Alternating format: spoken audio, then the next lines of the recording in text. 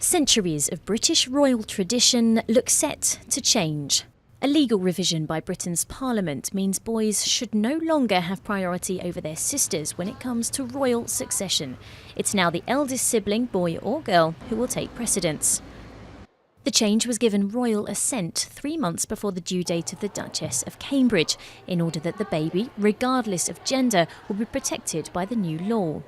But Queen Elizabeth II is monarch in 16 sovereign nations, and all must agree to the change before it's implemented.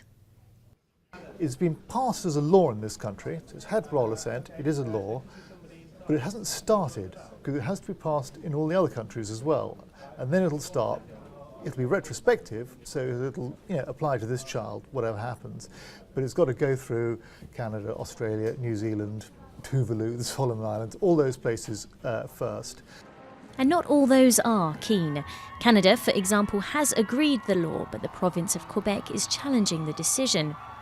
The succession change will not be put into practice until all 16 sovereign states agree, and although this could take some time, it will be applied retrospectively to 2011, the date when all the states agreed to the change in principle.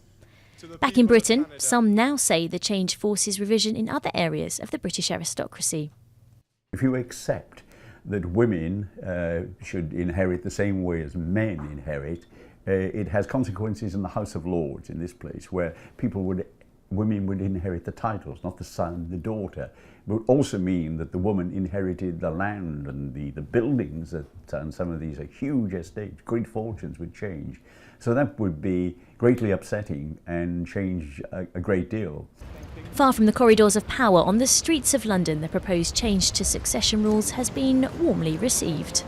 It is 2013. And just because someone happens to be born a female doesn't mean that she shouldn't become queen.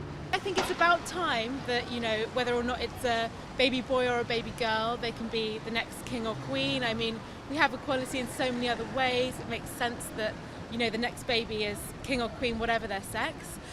Kate and Will have been credited with modernising the perception of the royal family, and it would seem their babies also forcing others to change, albeit sometimes reluctantly, before it's even entered the world.